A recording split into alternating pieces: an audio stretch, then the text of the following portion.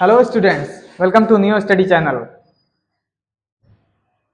हमने नीट जो preparatory series है उसको हमने स्टार्ट कर दिया है। हमारे 2 लेक्चर्स कंप्लीट हो गए हैं। आपने अगर उन दोनों लेक्चर्स को देखा होगा तो हमारा जो तीसरा लेक्चर है जो द लिविंग वर्ड का है वो आपको समझ में आएगा।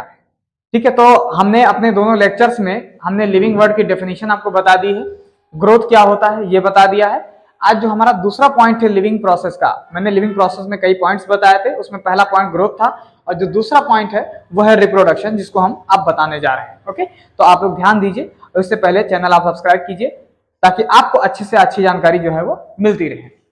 चलिए सेकेंड पॉइंट हम पढ़ते हैं, जो कि सेकेंड है, जिसको बोलते हैं रिप्रोडक्शन। रिप्रोडक्शन ये लिविंग ऑर्गेनिज्म की दूसरी खास बात है, जिसको बोलते हैं रिप्रोडक्शन। और इसको हम एक लाइन से लिखते हैं, इसको बोलते हैं characteristics of living organism. Characteristics of living organism, यानी जितने भी लिविंग ऑर्गेनिज्म हैं उनकी जो खास बात है वो ये है कि वो सभी जो है वो रिप्रोडक्शन वो करते हैं। जितने भी लिविंग ऑर्गेनिज्म है उनकी ये खास बात है कि वो रिप्रोडक्शन की प्रक्रिया को संपन्न करवाते हैं। रिप्रोडक्शन मीनिंग क्या होता है, इसकी अगर मीनिंग के बारे में बात की जाए तो इसका मतलब होता है, देखिए जरा, ability to produce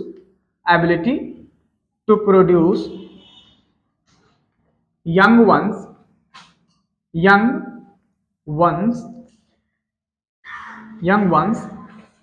of their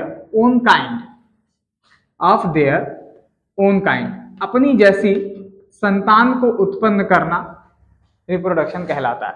okay, their own kind, अपनी जैसी संतान को उत्पन्न करना या उत्पन्न करने की जो क्षमता है, एबिलिटी है, उस एबिलिटी को रिप्रोडक्शन कहते हैं। हिंदी में इसको बोलते हैं प्रजनन। क्या बोलते हैं?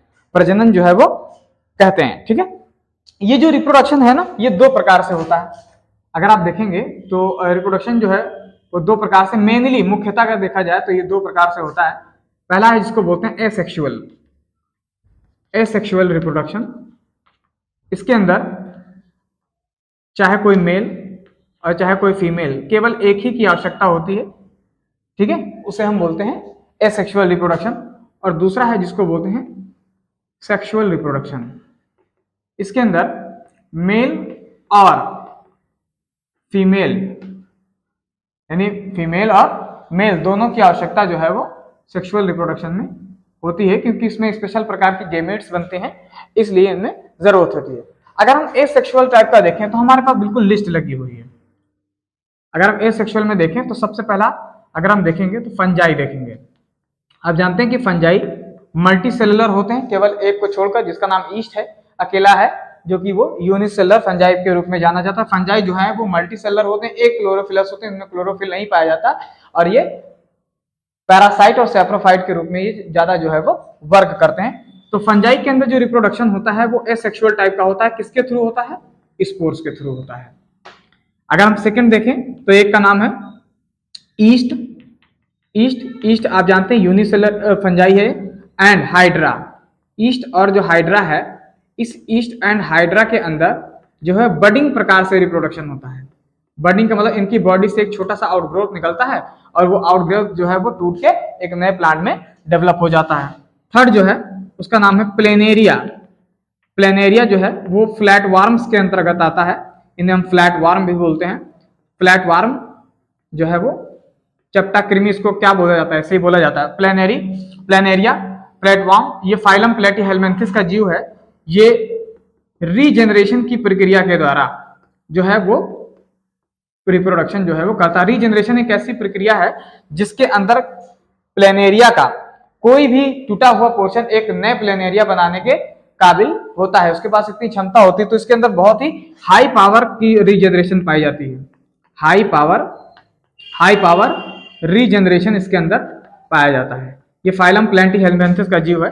High power regeneration, okay, high power का रीजनरेशन जो है इसमें पाया जाता है। क्लियर? चौथा अगर हम देखें तो हम देखेंगे फंजाई के बारे में एक और है कि फंजाई हुआ, और पांचवा जिसको हम बोलते हैं protonema of masses, protonema, protonema of mosses, mosses जो है वो ब्रायोफाइटा के अंतर्गत आते हैं, मॉसेस, प्रोटो यानी फंजाई हुआ, प्रोटोनोमा ऑफ मासेस जो है वो हुआ, और एक हुए जिसको बोलते हैं फिलामेंटस एल्गी, क्या बोलते हैं, फिलामेंटस, फिलामेंटस, फिलामेंटस एल्गी, यानी ऐसे एल्गी जो फिलामेंटस होते हैं उनकी बात कर रहा है, जैसे स्पायरोगायरा वगैरह हुआ, तो ये सब, इन तीनों को अगर आप देखेंगे तो ये मल्टीप्लाई भी किससे करते हैं, फ्रेगमेंटेशन के द्वारा, मल्टीप्लाई बाय फ्रेगमेंटेशन, फ्रेगमेंटेशन के द्वारा जो है ये मल्टीप्लाई करते हैं, फ्रैगमेंटेशन के द्वारा जो है ये मल्टीप्लाई करते हैं, ओके, मल्टीप्लाई बाय फ्रेगमेंटेशन के द्वारा ये जो है वो मल्टीप्लाई करते हैं। तो आप यहाँ पे देख रहे हैं कि जो रिप्रोडक्शन की प्रक्रिया है उसके अंदर एसेक्सुअल टाइप के जितने भी ऑर्गेनिज्म है वो कोई ना कोई मेथड जो है वो अपना रहे हैं, और वो कोई ना कोई मेथड से अपनी संख्या को, अपने यंग वंश को या अपने जैसे संतान को उत्पन्न करने की क्षमता जो है वो रख रहे हैं। सेक्सुअल में अगर देखा जाए तो यहाँ पे जो मेल एंड फीमेल ये आपको हायर ऑर्गेनिज्म में मिलेगा, किसमें, हायर ऑर्गेनिज्म में, ऑर्गेनिज्म होना चाहे वो प्लांट हो चाहे एनिमल हो, वो हायर ऑर्गेनिज्म में आपको मिलेगा, whether it is plant or, या इन्हीं को हम एनिमल बोल देते हैं, ठीक है।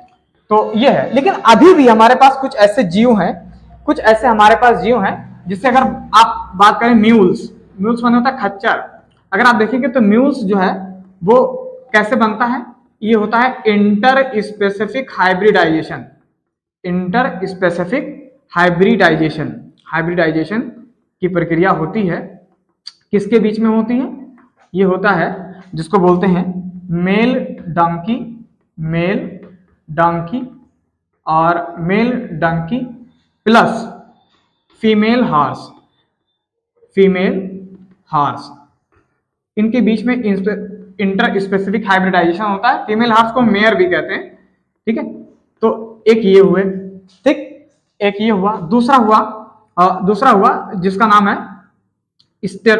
स्टेराइल, स्टेराइल वर्कर बीज, स्टेराइल वर्कर बीज, और आप जानते हैं बीज कई प्रकार के होते हैं, यहाँ पे लिखे दे रहे हैं कि जो बीज हैं, यदि मधुमक्खियां होती है वो 3 प्रकार की होती हैं, एक होती है जिसको बोलते हैं क्वीन बोलते हैं, ये भी फीमेल होती है, और एक वर्कर बीज होती हैं, वर्कर बीज होती हैं, वर्कर बीज, ओके, और एक थर्ड होती है जिसको बोलते हैं ड्रोन, ये मेल होता है, ड्रोन जो है वो क्या होता है, मेल होता है, ध्यान रखिएगा, ये हैप्लॉइड होता है, और जो क्वीन है ये डिप्लॉइड होते हैं, स्टेराइल वर्कर भी क्या होते हैं, डिप्लॉइड होते हैं, और चौथा है जिसको बोलते हैं infertile, infertile, infertile human couples, infertile human couples बोलते हैं। तो ये जो मैंने आपके सामने इतना लिखा हुआ है, ये पूरा यहां से लेके जो म्यूल्स मैंने लिखा, मैंने स्टेराइल लिखा, स्टेराइल वर्कर बीज लिखा और इनफर्टाइल ह्यूमन कपल्स लिखा, ये लिविंग ऑर्गेनिज्म होते हुए भी रिप्रोडक्शन नहीं कर पाते, ओके, यानी ये तीनों हो के भी रिप्रोडक्शन नहीं कर पाते। तो आप देखिए कि does not perform reproduction, does not perform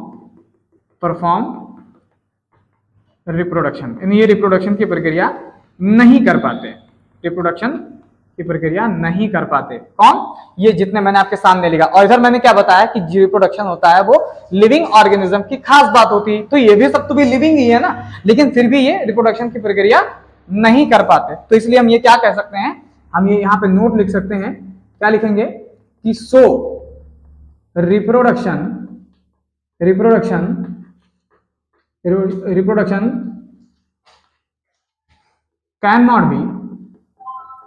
cannot be considered as defining property of living organism, defining property of living organism है, इसीलिए रिप्रोडक्शन को हम डिफाइनिंग प्रॉपर्टी नहीं कह सकते हैं, क्योंकि हमने बताया कि लिविंग ऑर्गेनिज्म के अंदर डिफाइनिंग प्रॉपर्टी उस प्रॉपर्टी को बोलते हैं जो लिविंग ऑर्गेनिज्म में पाई जाती है। ये लिविंग ऑर्गेनिज्म होके भी ये रिप्रोडक्शन नहीं कर सकते, इसलिए हम रिप्रोडक्शन को भी डिफाइनिंग प्रॉपर्टी जो है वो नहीं कह सकते। तो हमारे पास दो टर्म हो गया, एक ग्रोथ और एक रिप्रोडक्शन, जिसको डिफाइनिंग प्रॉपर्टी के अंदर नहीं लिया जा सकता। अच्छा देखिए, एक और इसमें मामला लिख लीजिएगा कि no non living, no non living exhibit, यानी जो नॉन लिविंग होते हैं वो इन दोनों प्रक्रियाओं को एग्जिबिट नहीं करते। कौन?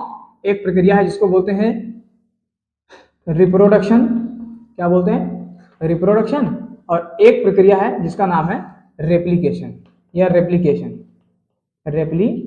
ये दो प्रक्रिया जो है वो नहीं दिखा सकते। तो ये हमारा जो है रिप्रोडक्शन वाला पार्ट भी जो है वो समाप्त हो गया। हमने ये भी सीख लिया कि लिविंग वर्ड के अंदर जो रिप्रोडक्शन का है उसका महत्व क्या है, और इस चीज के बारे में हमने थोड़ा सा पढ़ा भी, जो कि हमारे लिविंग प्रोसेस का दूसरा फीचर था।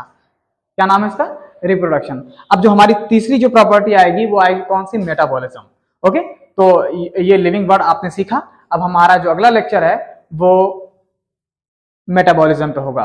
ओके, तो आप इस चीज को अच्छे से पढ़िए ताकि आप मेटाबॉलिज्म को अच्छे से समझ पाएं। ओके, और अभी तक अगर आपने हमारा चैनल जो है वो सब्सक्राइब नहीं किया है तो प्लीज सब्सक्राइब कर लीजिए, ताकि आपको इस तरीके की चीजें जो है वो आसानी से मिलती रहें और आपकी जो स्टडी है वो रुकने ना पाए। Okay, thank you. तो ये ओके, थैंक यू।